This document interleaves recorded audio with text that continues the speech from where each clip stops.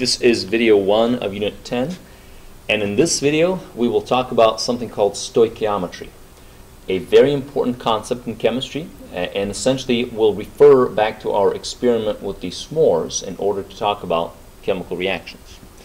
So here is what we mean by stoichiometry. Stoichiometry involves the mass relationships between reactants and products. And the idea here is we're going to use amounts, we're going to apply math to chemical equations. Now here's a chemical equation. You have reactants on the left side, you have products on the right side, and essentially we'll be asking how much of this substance will produce how much of this substance, and that's the idea. And the analogy with the s'mores, we could say, if I have a certain amount of graham crackers, how many s'mores will I make? And how much chocolate would I use up? And how much marshmallow would I use up? And this is kind of the idea. So let's give you the equation. Here is the equation we'll be dealing with in the notes. And the first thing to say is that the coefficients, or the numbers in front, to make it balance, stand for moles. Now, moles, recall, mean amounts, how many. So I can say I have 4 moles of NH3, 5 moles of O2. This literally means this many molecules, but it also means a mole, recall, is just, it's a number, a counting number, kind of like a dozen.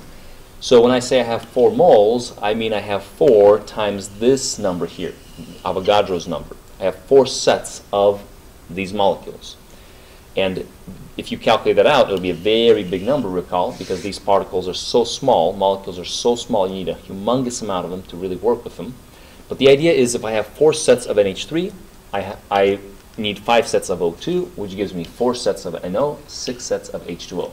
And the sets idea, the moles idea, simply means amount, how many. So let's try an example here. This will be a simple example without really doing any calculations yet, just looking at the equation and using the numbers. So 4 moles of NH3, this amount, will produce how many moles of H2O? Well, the equation tells us that it produces 6. 4 produces 6. So we can put a 6 in here. The next one says, well, how about 2 moles of NH3? How many will that produce? Well, since if I cut this number from 4 down to 2, everything else has to cut down by half. And so 6 gets cut down to 3. So if 4 produces 6, then 2 produces 3. Very logical. This could be called the ratio, the mole ratio.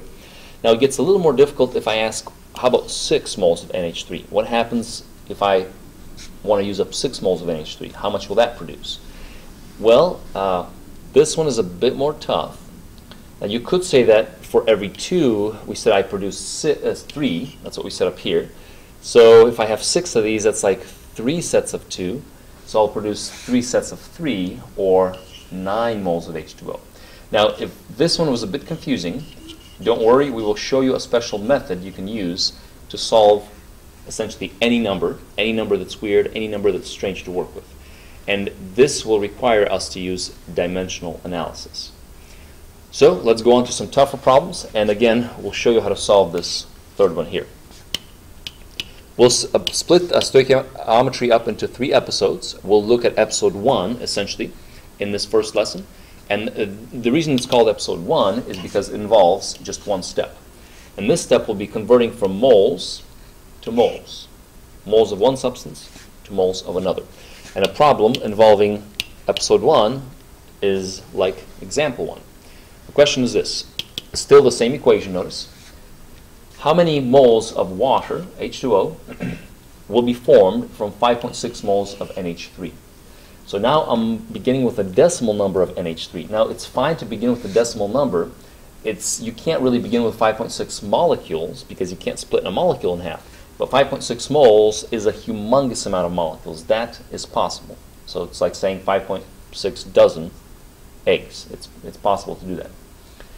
Okay, and so what we have here is dimensional analysis. Here's how we'll solve these, just like we've solved them using conversion factors. We'll begin with what we're given, 5.6 moles of NH3, so let's put that down. And I highly recommend labeling it all. This will be NH3. If you label it, you'll be able to better keep track of it. So we'll multiply this by a conversion factor like we've done before. Now on the bottom of the conversion factor, we'll go the same thing we began with, moles of NH3. On top would go what we're converting to, which is moles of H2O. That's what we're asked for. So we'll put moles of H2O. Now the relationship here will come from the equation, because we know 4 moles of NH3 produce 6 moles of H2O. So these are the numbers, 4 and 6. Essentially what you're saying is I want to convert from how many of these I have to how many of these I have. And this here is my conversion factor. Okay, this will require us to multiply 5.6 by 6. Go ahead and do that in your calculator. And then divide by 4. This should give us 24. So the answer is actually 24 moles of H2O. There's the final answer. Make sure you label it. 2 significant figures, 2 significant figures. So hopefully this makes a little bit of sense. Let's to really make it make more sense. Let's try another example where we use different compounds. So here's the same equation. We're going to use the same equation throughout this whole set of lessons. And the question is, how many moles of NH3 are needed to react this many moles of O2? So now what we're doing is we're relating NH3 to O2. Now, if you think about the s'mores idea, this would be like saying, if I use up 10 chocolate pieces, how many marshmallows would I need? That's the idea. So it's the reactants. We're asking both of them about the reactants. You don't have to necessarily go from one side to the other. You can stay on one side of the equation. Now, we'll use the same method. Always begin with what you're given. In this case, we're given 0.015. Label it as moles of O2. And we're going to convert it to moles of NH3. This is what we're asked for, how many moles of NH3. So, moles of O2 go downstairs, moles of NH3 now go up above.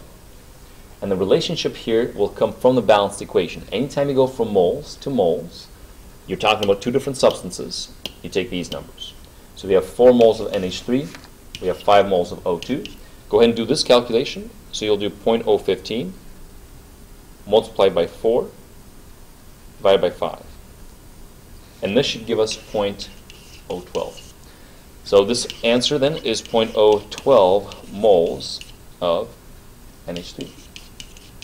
Recall that anytime you do a conversion factor, the bottom cancels out, so you're left with the unit on top. So this is a second example, and notice we begin with a small amount of moles, and it's fine to begin with, in this case, a fraction of a mole.